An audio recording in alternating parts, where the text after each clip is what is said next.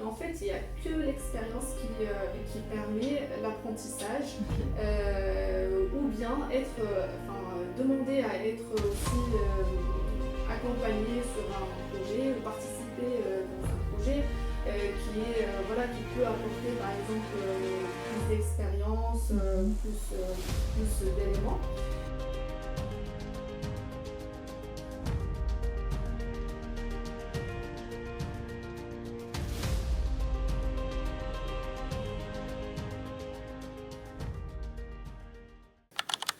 Bonjour Safa, Bonjour.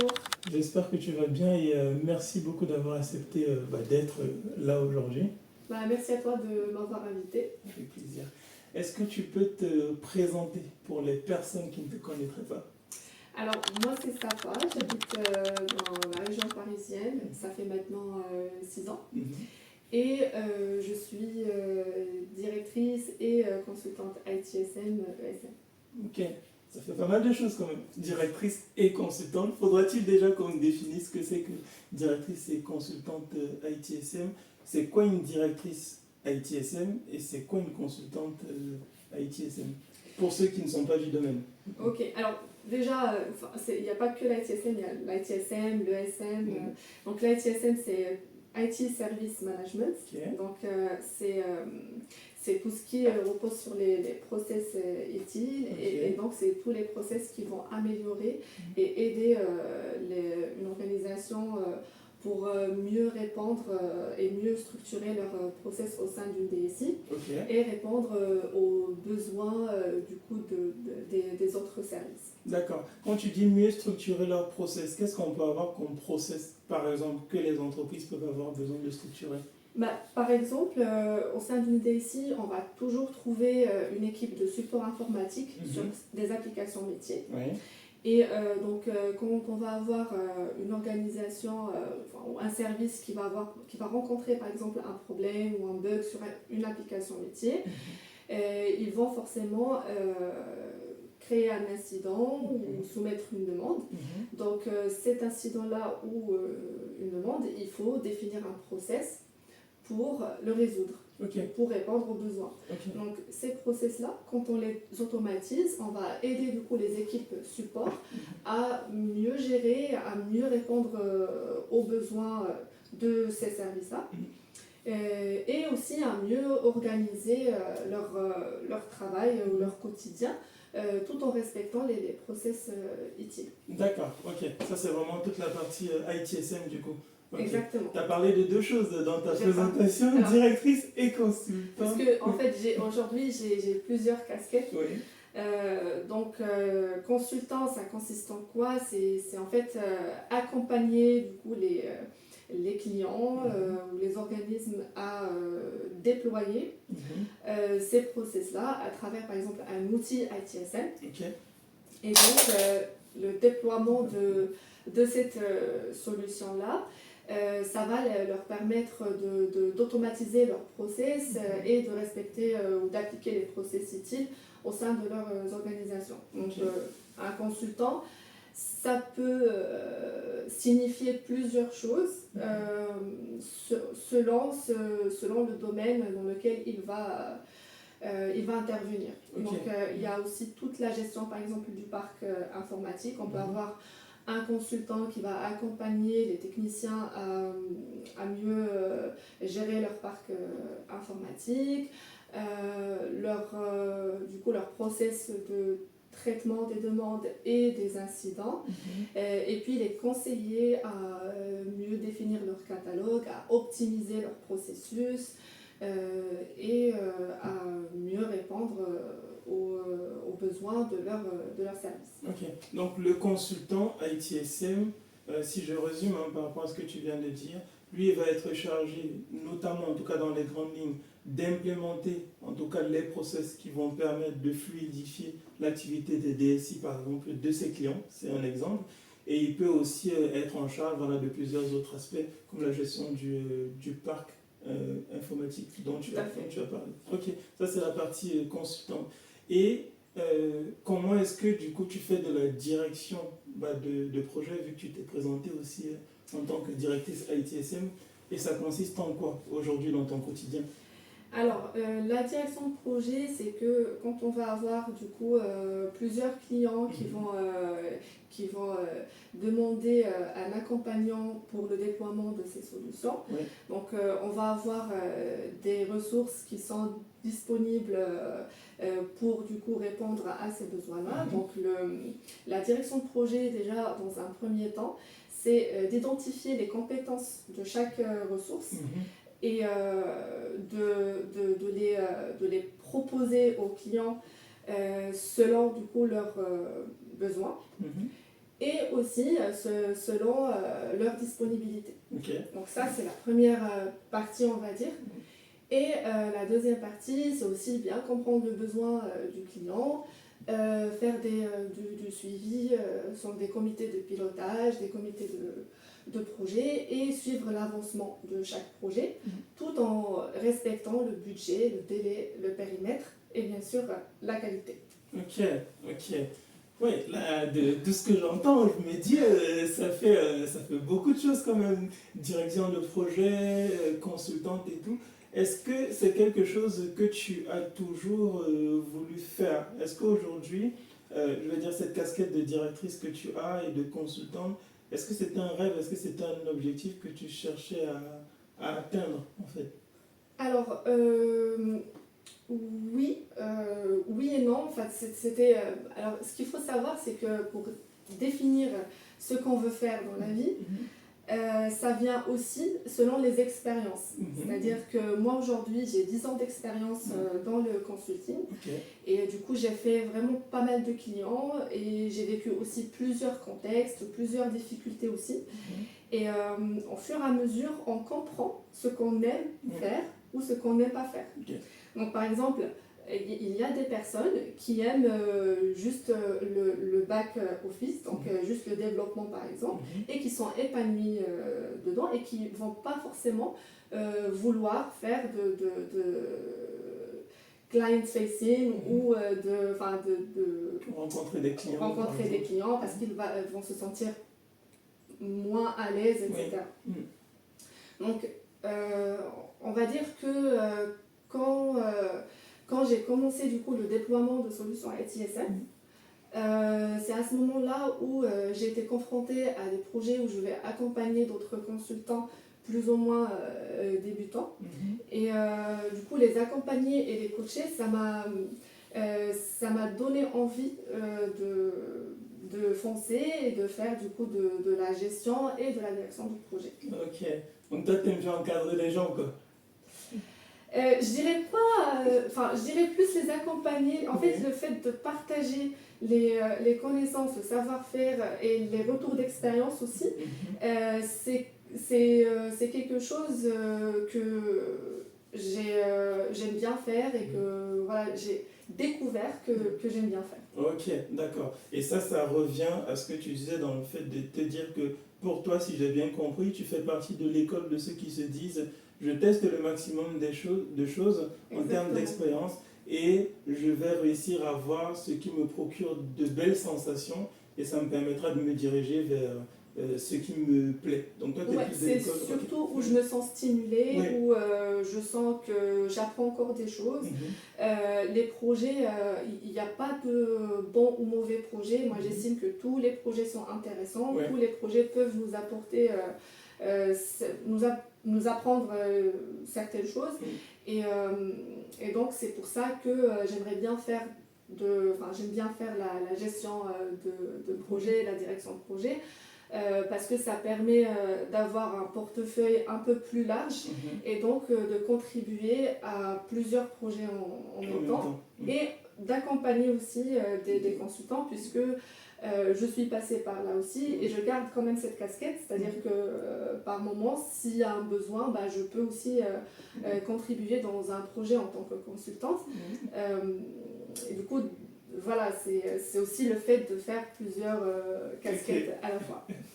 Je souris en fait parce que le fait d'écouter tout ce que tu es en train de dire et tout, j'ai l'impression, je vais peut-être créer un terme, qu'en toi il y a une certaine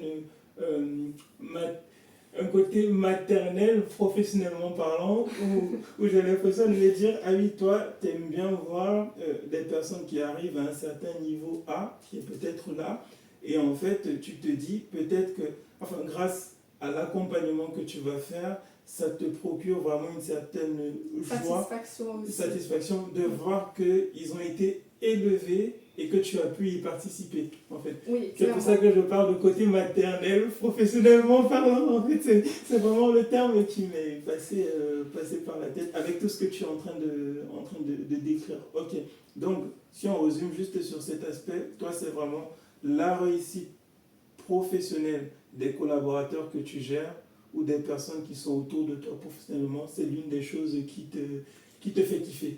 Oui, c'est l'une des choses que j'aime bien faire, mais il n'y a pas que ça non plus. C'est-à-dire qu'il y a aussi toute la partie pilotage projet que je gère. Il y a aussi, je peux avoir aussi des casquettes et moi où je vais accompagner le client pour définir son besoin.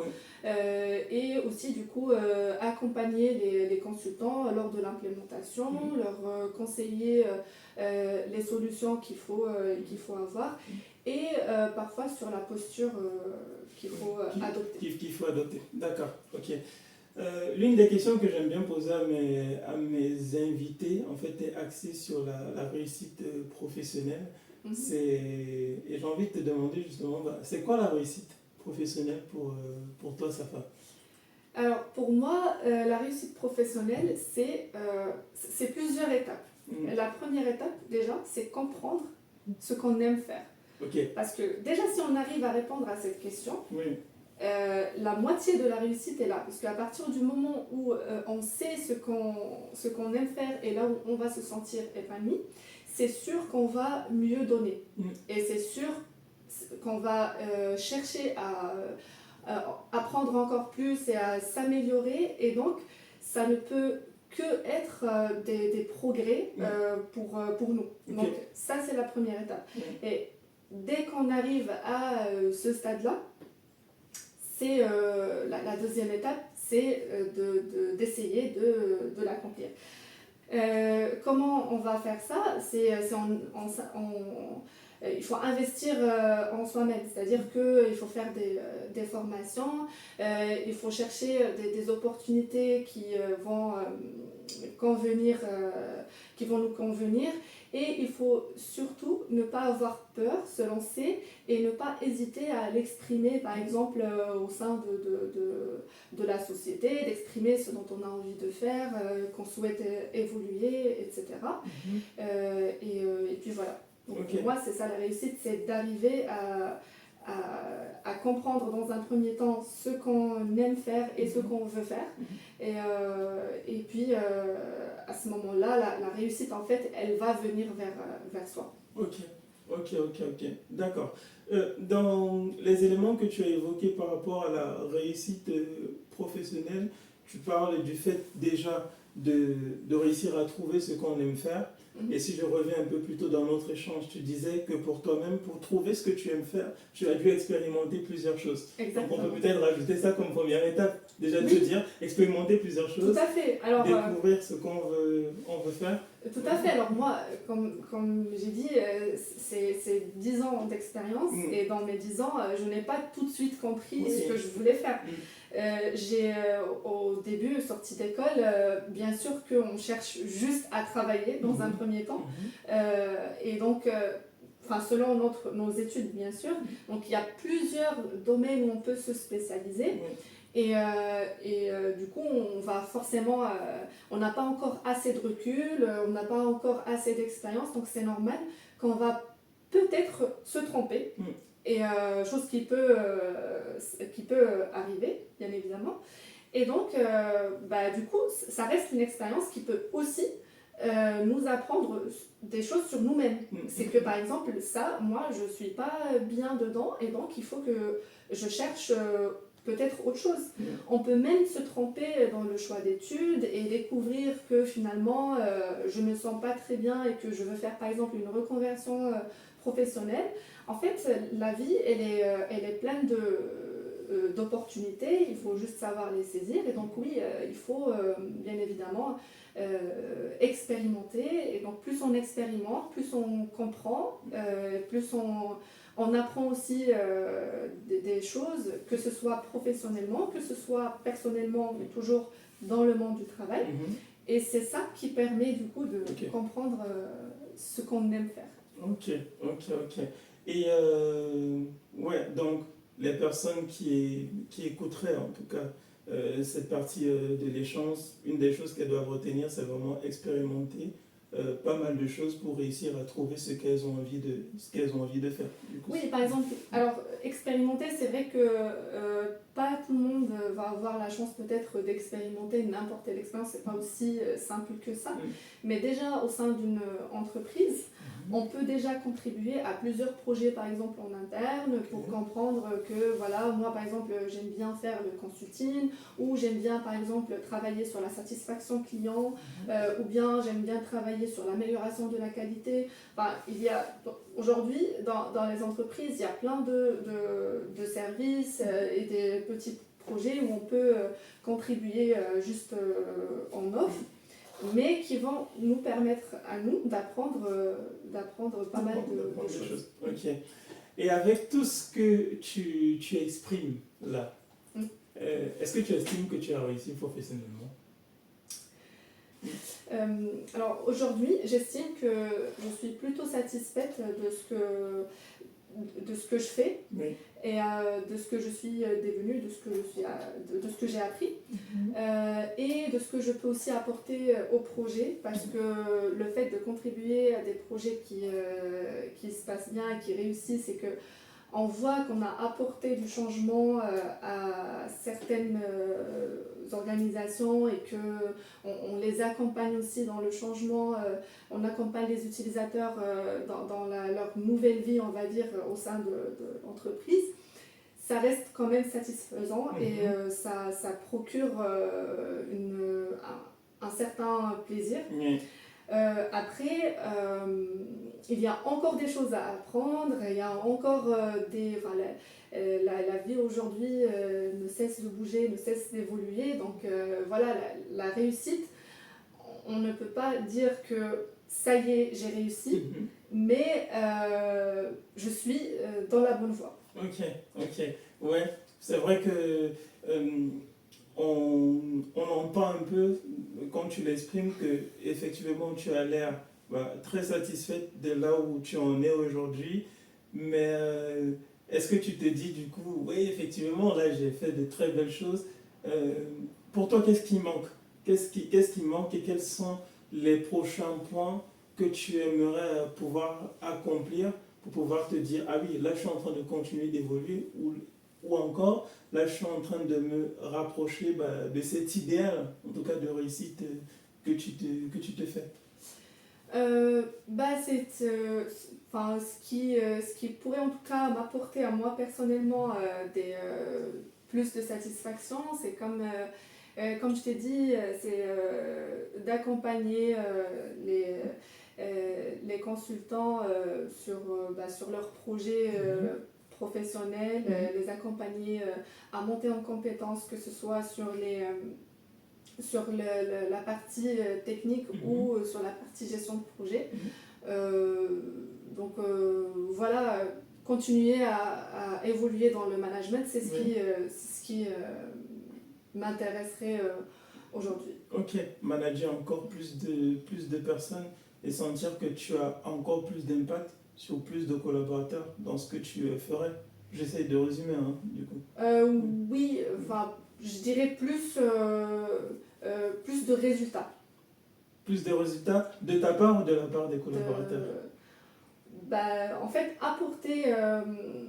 apporter de l'amélioration, on va dire, au sein d'un service, que ce soit en termes de méthodologie de projet, que ce soit en termes de qualité de livrable, ou en termes d'accompagnement de collaborateurs pour monter en compétences. Et donc, ce que j'appelle résultat, c'est cette amélioration de service de façon générale. Ok, sur l'aspect vraiment réussite professionnelle, oui, c'est vraiment très clair. moi, l'une des choses que j'ai très souvent, en tout cas, apprécié chez toi, c'est vraiment que j'ai trouvé que en très peu de temps, tu as évolué rapidement, professionnellement, en tout cas sur le peu de temps que j'ai pu te côtoyer, en tout cas à titre personnel.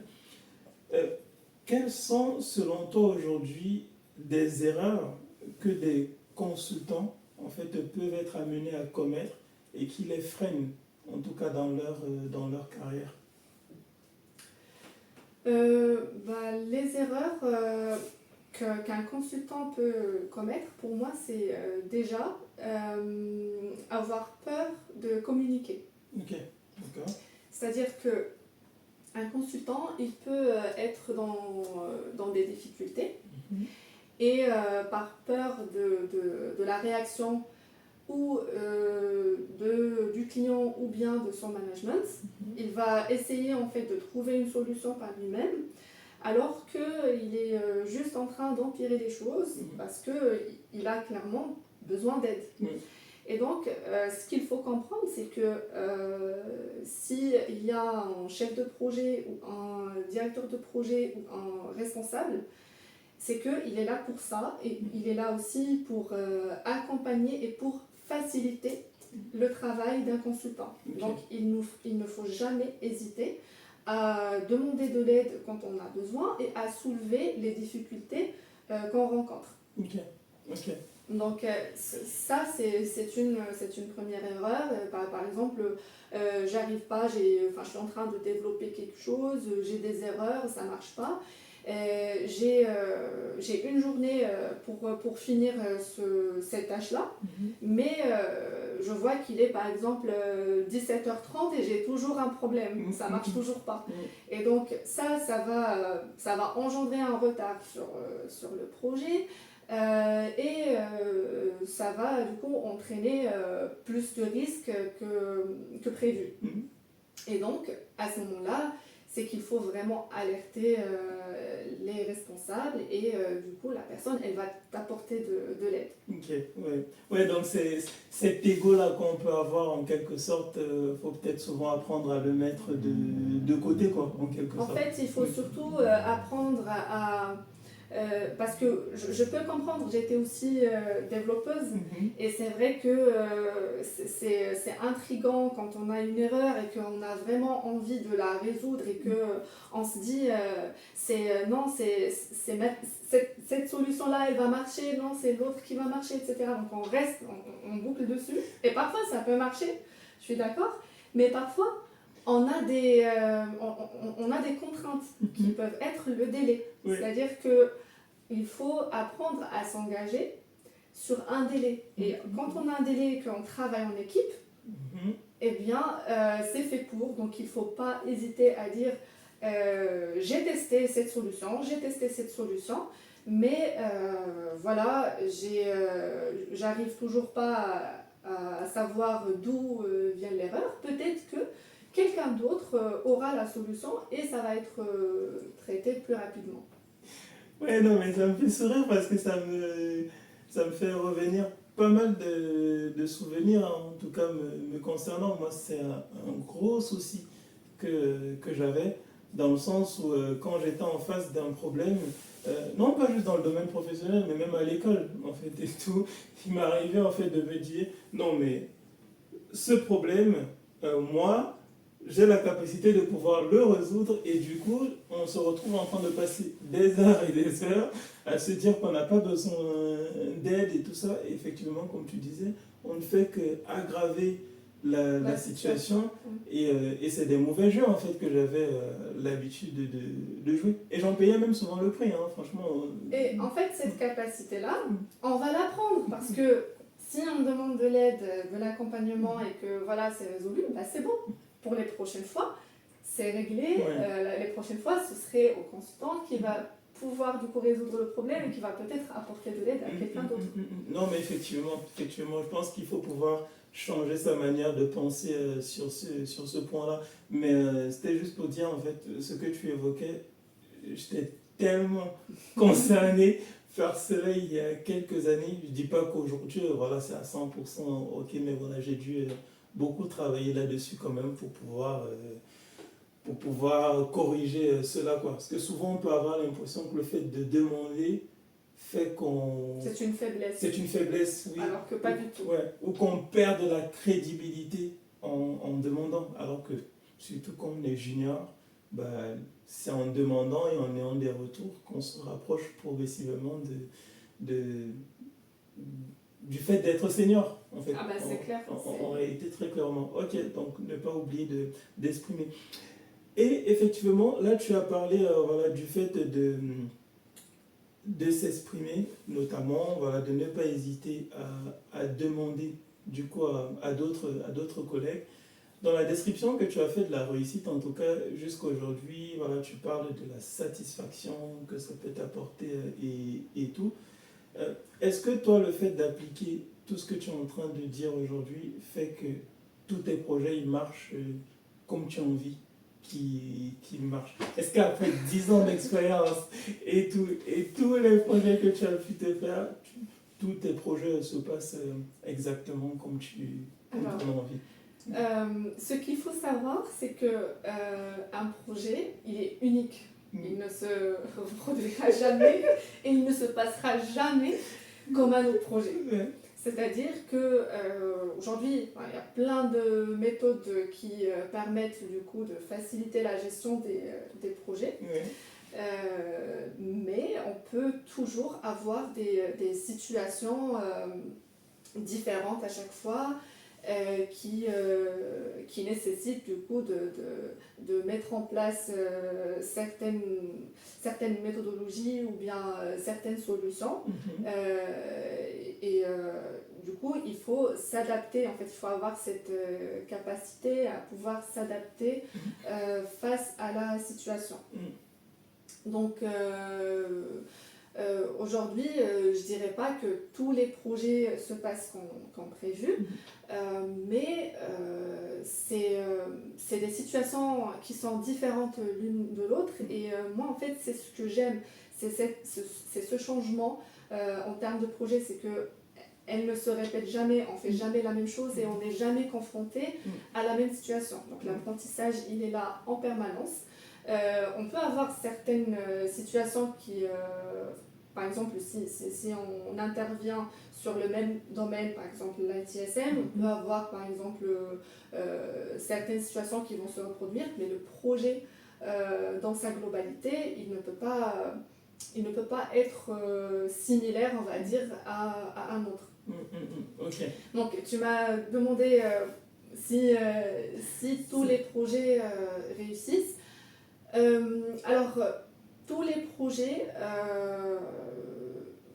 on peut avoir en fait des contraintes par rapport au projet, notamment qui peuvent sortir de notre contrôle, surtout si on intervient avec une autre organisation. Si c'est, par exemple, si on est côté fournisseur et que le client, par exemple, décide d'arrêter le projet faute de budget, parce que, par exemple, c'est une décision stratégique au sein de l'organisation pour arrêter le projet pour des raisons de budget. Donc, à ce moment-là, ce n'est pas forcément la faute par exemple, du chef de projet ou du consultant, mais le projet, il n'a pas abouti. Donc, il y a certaines situations où pas tous les projets réussissent. Mais je peux dire qu'aujourd'hui, j'ai pris pas mal d'expérience dans la gestion de risques, dans la qualité des livrables, qui me permet aujourd'hui à accomplir ma mission en tant que chef de projet ou directrice de projet, et donc arriver à une mise en production et un déploiement du projet. Et donc, oui, c'est satisfaisant à ce moment-là. Ok. Et c'est donc quoi ta dernière expérience ou l'une de tes dernières expériences dont tu es le plus, dont tu es fier, en fait, aujourd'hui? L'une des meilleures, en tout cas. On va dire l'une des meilleures, c'est que j'ai intervenu dans un projet où c'était un contexte un petit peu compliqué par manque de ressources, manque de communication et manque de gestion de budget, on va dire. Et donc la satisfaction, c'était de mettre en place une méthode ou une routine qui a permis du coup aux parties prenantes d'être impliquées dans toutes les étapes du projet, donc d'avoir de la visibilité et d'avoir le sentiment de voir ce qui se passe. Donc déjà, ça a permis aux parties prenantes d'être plus serein par rapport au risque du projet. Et aussi, j'ai contribué dans la définition du périmètre de projet parce qu'il y avait cette sensation que ça n'avance pas, ça n'avance jamais, il y a toujours des erreurs, il y a toujours des problèmes, etc. Et j'ai mis en place des points pour définir du coup quels sont les must-have, donc ce qu'il faut absolument avoir pour une première version de solution, de mise en prod, et les should-have, donc si on a le budget et le temps qu'il faut, donc on va les prendre en charge, et les could-have, donc ce qui pourrait améliorer éventuellement l'expérience utilisateur. Donc tout ça, on l'a construit dans un backlog qui nous a permis du coup de suivre les sujets.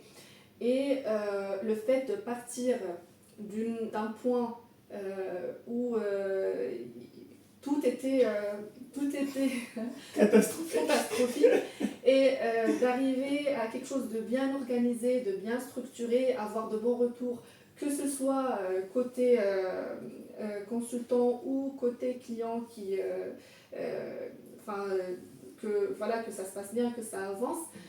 Ça, c'était pour moi En fait, c'était vraiment la complexité, parce que pour moi, tous les projets étaient importants, tous les projets étaient satisfaisants, mais c'est plus en fait la situation compliquée où j'ai été confrontée qui m'a donné plus de satisfaction. Plus de satisfaction. Ok. Non, mais ça a l'air d'avoir été une expérience longue déjà. Et alors, parfois c'est pas facile, mais voilà, c'est stimulant. Ok, parfait. Ok, là tu as parlé de l'expérience, l'une des expériences dont tu es très très fier. A contrario, comment s'est passée l'une de tes expériences en fait, qui pour toi a été un échec en fait. Ça peut être une expérience qui remonte, hein, mais surtout quelles ont été les causes aussi de cet échec-là. Alors, j'aime pas beaucoup le mot échec parce que c'est pas forcément ma vision. Pour moi, c'est pas des échecs, c'est des expériences.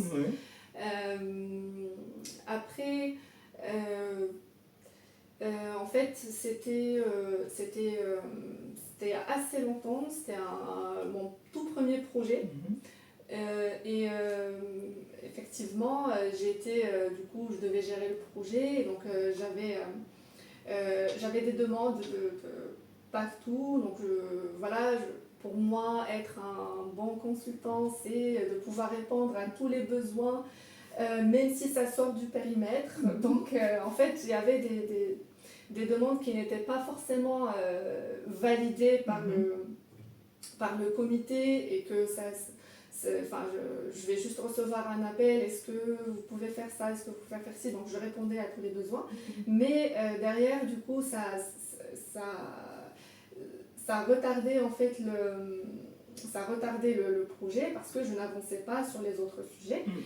Et du coup, au final, on s'est rendu compte qu'on a perdu pas mal de budget et qu'il y a certains aspects du projet qui ne sont pas encore finalisés. Ok.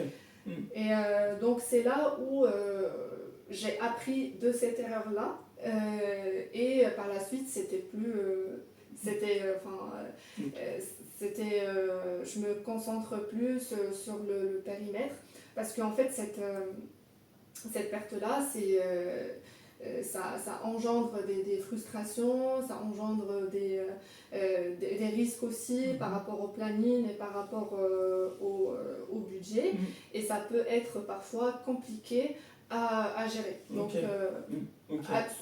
c'était pas un échec parce que le projet finalement il a abouti, on a réussi à gérer. J'ai remonté ça à mon responsable et donc il a pris les mesures nécessaires pour qu'on puisse avancer. Donc voilà, on a réussi au final.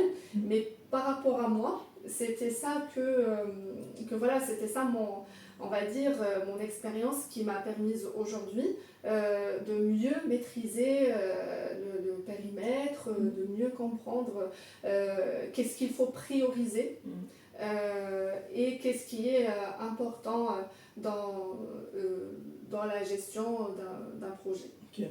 Et si c'était à refaire, tu le ferais comment différemment pour que ce soit une réussite?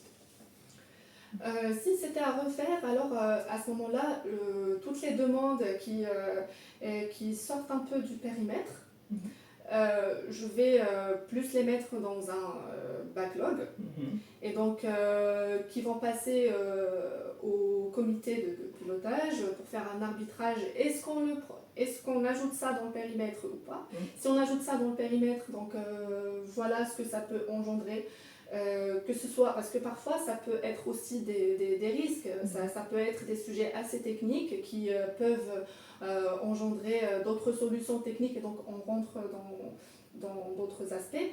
Donc voilà ce qu'il fallait faire si c'était à refaire. Donc je vais d'abord faire une étude, voir qu'est-ce que ça peut engendrer comme risque, qu'est-ce que ça peut engendrer aussi comme budget et quel impact va avoir cela sur le planning. Et donc dans un comité de pilotage, on arbitre ensemble sur la solution.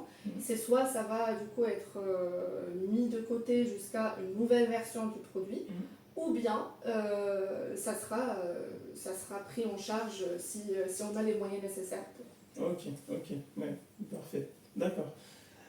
L'une des choses en fait qu'on a souvent tendance à penser ou à se dire, c'est de se dire que lorsqu'une mission s'est mal passée, c'est forcément du fait des consultants, par exemple, qui travaillent sur le projet et tout. Quel est à ton sens aujourd'hui, de par ton expérience, tes 10 ans d'expérience en consulting, l'erreur que pas mal de clients commettent et qui peuvent causer en fait la perte d'un projet, ou je réutilise les termes échec, même si tu l'aimes beaucoup moins, ou l'échec en fait d'un projet. Ce qu'on pense toujours, c'est du côté des consultants, mais il y a des choses que souvent les clients peuvent faire qui vont frustrer les consultants et qui vont faire en sorte que l'ambiance ou l'environnement du projet ne soit plus propice à la réussite. La réussite des projets, bien sûr, ça nécessite en fait que toutes les parties prenantes soient impliquées. Donc que ce soit fournisseur, que ce soit client, on va avoir besoin de ressources des deux côtés. Donc je donne un exemple simple. Si le client ne fournit pas les ressources nécessaires pour l'avancement du projet, on va avoir du retard.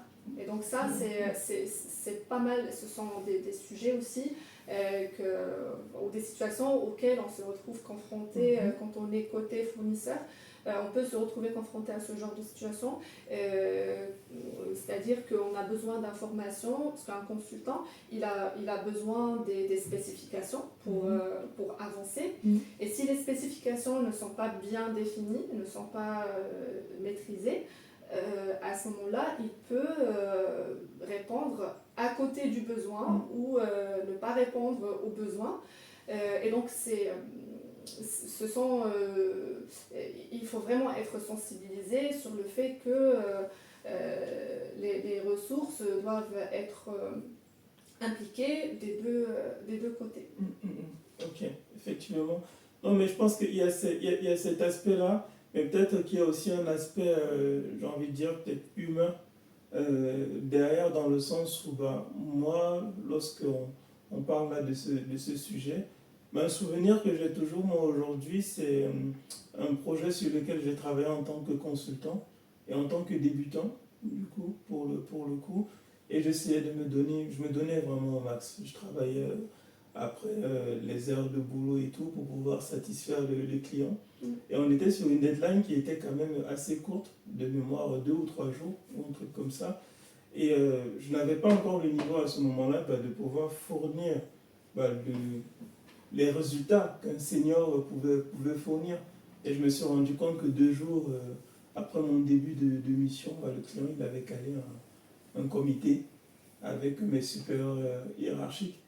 Et j'ai envie de dire, ouais, ça c'est quand même le genre de choses qui peuvent faire mal et qui restent ancrées. Parce que tu vois, jusqu'aujourd'hui, je me souviens de cette expérience-là et juste cet acte-là et tout. Et je pense que oui, toujours dans la lignée de ce que tu entendais dire, certes, il y a effectivement le côté consultant, mais lorsque un consultant ou même un client en fait se sent heurté, en tout cas à titre personnel, parce qu'il y a des choses, un peu comme l'expérience dont je parlais et tout, c'est des choses qui restent, et c'est des choses, bah, du coup, peut-être qui peuvent aussi conduire à la perte d'un projet. Ce que je veux juste... Oui, ouais. Oui, je vois ce que tu veux dire, effectivement, sur l'aspect humain. Il faut aussi avoir cet esprit qu'on intervient tous pour le même projet et qu'on a tous pour but de le faire réussir. Ouais. Et aujourd'hui, tu as vraiment plusieurs casquettes, comme tu l'as dit, directrice de projet, parfois consultante. Et parfois tout. MOA, parfois MOA, il y a vraiment tellement de choses. Comment est-ce que tu arrives à rester productive et qu'est-ce qui pour toi fait qu'un consultant ou un directeur de projet est excellent, en tout cas dans ce qu'il fait? Donc il y a vraiment 2 aspects, aspect productivité et l'aspect excellence, autant pour moi. Ouais. Bah, je dirais que les deux déjà se complètent. Pour moi, pour les deux, il y a une seule réponse, c'est l'organisation. C'est le fait d'être organisé. En fait, tu prends un moment, tu fais ton planning, tu fais quelles sont les tâches à faire, quelle est la priorité. Et à partir du moment où c'est fixé, c'est figé, tu n'as pas à trop réfléchir, donc tu sais ce que tu as à faire, tu as défini en fait on va dire les grandes lignes de ce que tu vas faire par rapport à ton planning et tu le fais. Bien sûr, on peut avoir des situations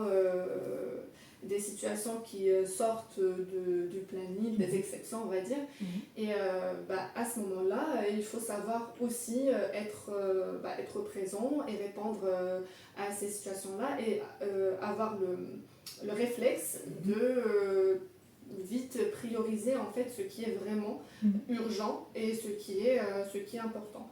Donc voilà, je dirais aujourd'hui que c'est plus l'organisation et le fait d'avoir un planning clair et compréhensif qui permet aujourd'hui qui me permet en tout cas à mieux gérer toutes ces casquettes-là.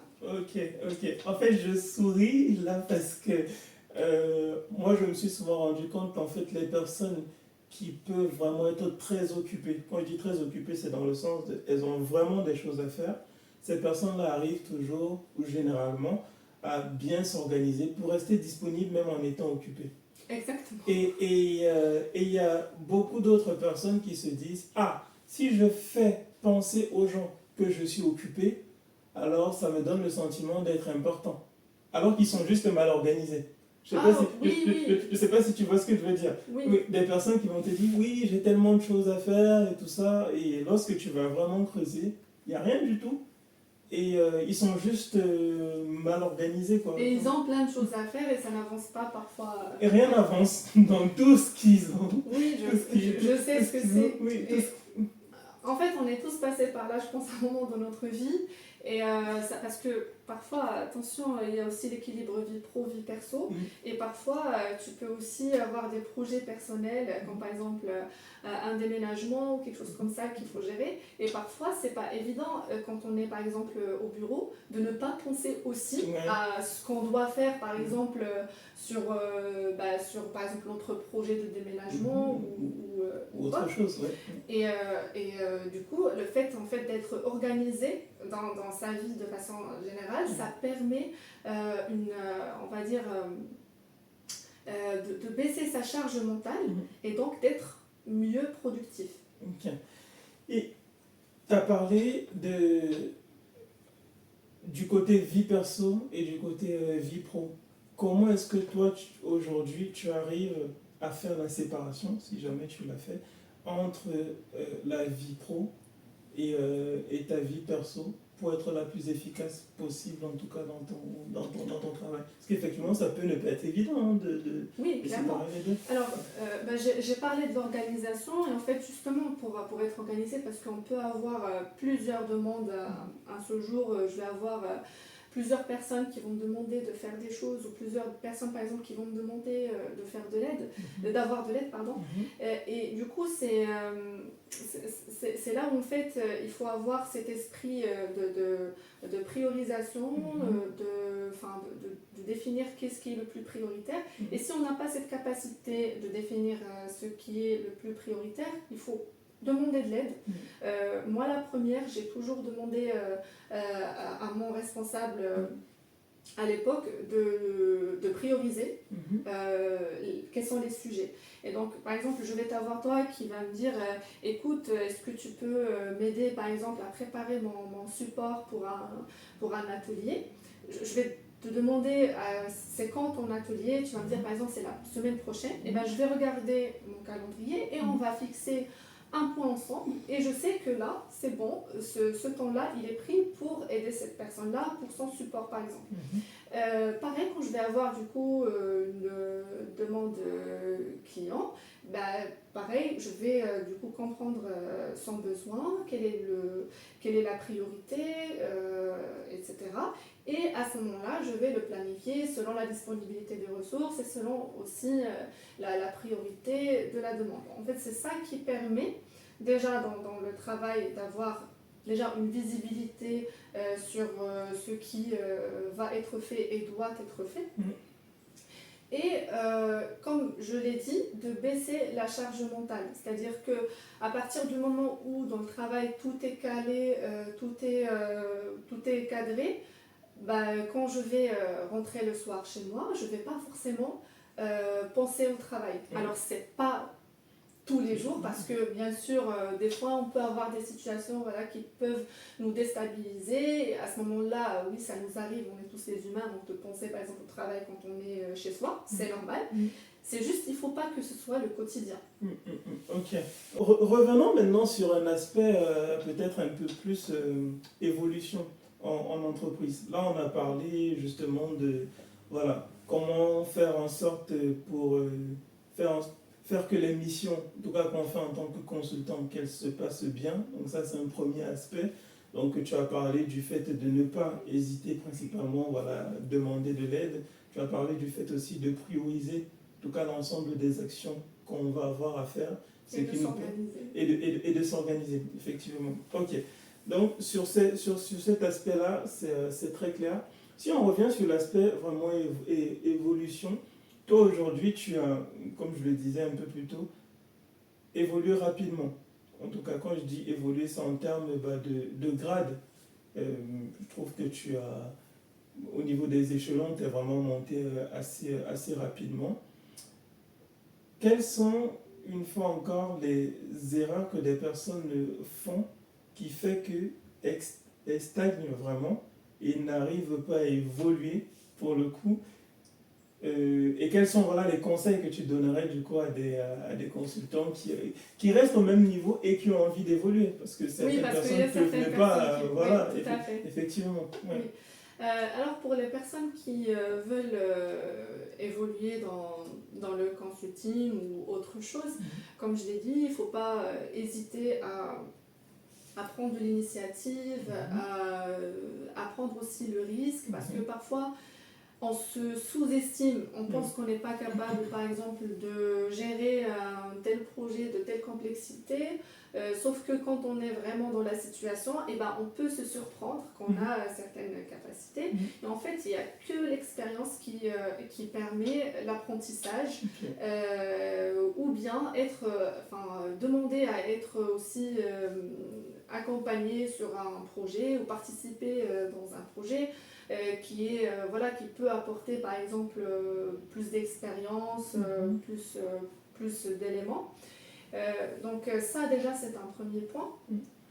Et le deuxième point c'est de mettre en valeur ce qu'on sait faire, documenter, partager son retour d'expérience, partager ce qu'on a mis en place aussi, parce que parfois en fait on peut avoir des personnes qui arrivent à mettre en place des choses vraiment très intéressantes, mais qui ne veulent pas forcément la partager parce que pour eux c'est leur propriété, on va leur voler ça. Et en fait il ne faut pas avoir ce genre d'état d'esprit, parce que au contraire ce que tu mets en place c'est ce qui te permet de te mettre en valeur et de mettre en valeur tes réalisations. Et certes, ça va aider aussi d'autres personnes à apprendre de toi. Et donc là, tu commences à te positionner comme une personne qui partage la connaissance et qui produit aussi la connaissance. Ok. Et peut-être que tu as des exemples ou des trucs comme ça, mais comment est-ce que du coup, toi, tu as pu te mettre en valeur auprès des différents managers en fait, que tu as eu, de telle sorte qu'ils se disent, ah ouais, d'accord, on a un poste de directrice de projet qui s'ouvre, ils n'ont pas d'hésitation et ils savent que c'est sa femme en fait qui fait l'affaire pour ce poste. Donc ça, comme je l'ai dit, c'est le fait de partager, de oser participer dans des projets internes, de demander aussi à participer, enfin d'exprimer quelles sont la nature des projets auxquels tu veux contribuer, etc. Donc ça, moi, c'est quelque chose que j'ai toujours fait. Alors, sachant que j'étais pas comme ça au début, j'osais pas exprimer, j'attendais qu'on vienne me voir pour me dire voilà, tu fais ça, tu fais ci. Mais aujourd'hui, j'ai compris que si on veut se sentir bien, il faut exprimer ce dont on a envie. Et donc, quand il y a aussi des opportunités qui vont être là, il ne faut pas... si on a envie, il ne faut pas hésiter à tenter sa chance et à montrer qu'on est capable, etc. Ok. Là, on se rapproche de la fin de notre échange. Dommage, je me suis habituée. Les bonnes choses ont une fin, hein, on peut dire ça comme ça. Quels sont aujourd'hui les projets futurs de Safa? Comment tu te projettes aujourd'hui sur la suite de ta carrière? Aujourd'hui, tu es directrice de projet, consultante, ITSM et tout. Pour toi, quelle est la suite? Quels sont tes prochains objectifs professionnels?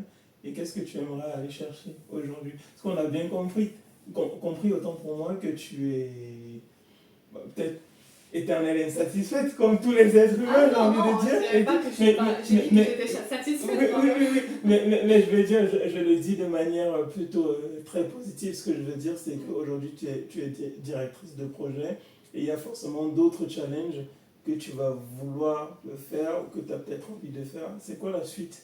En fait, pour toi, aujourd'hui, il n'y a pas très longtemps que je suis directrice de projet, donc je pense que j'ai encore beaucoup de choses à apprendre et à apporter. Moi, je dirais que la suite, pour moi, c'est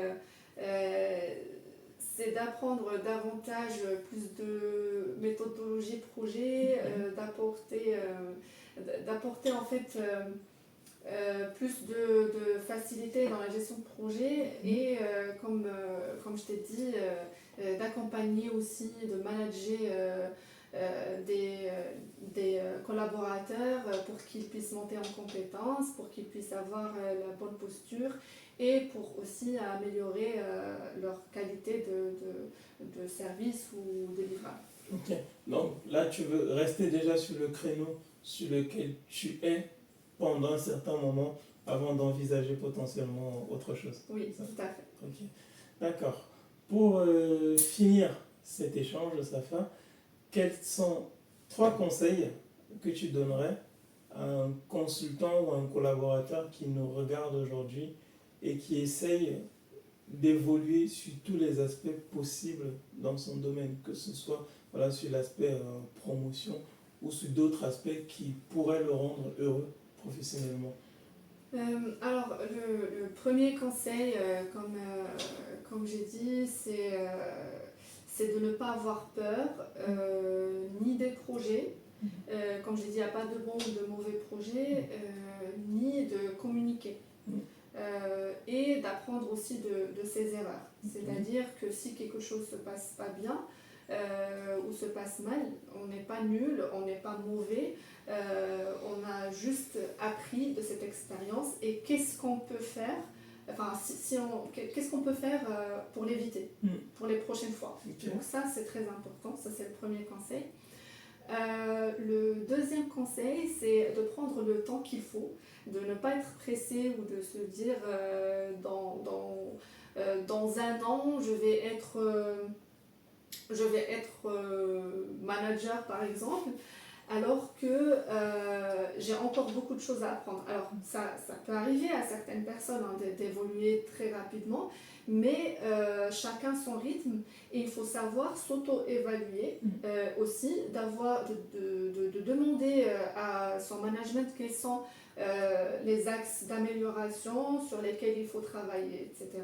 Donc prendre le temps pour du coup comprendre notre personne, qu'est-ce qu'on sait faire, qu'est-ce qu'il faut mieux faire, qu'est-ce qu'on peut éviter pour mieux avancer. Parfois, comme on dit, il vaut mieux reculer pour mieux avancer. Donc ça, c'est aussi un conseil.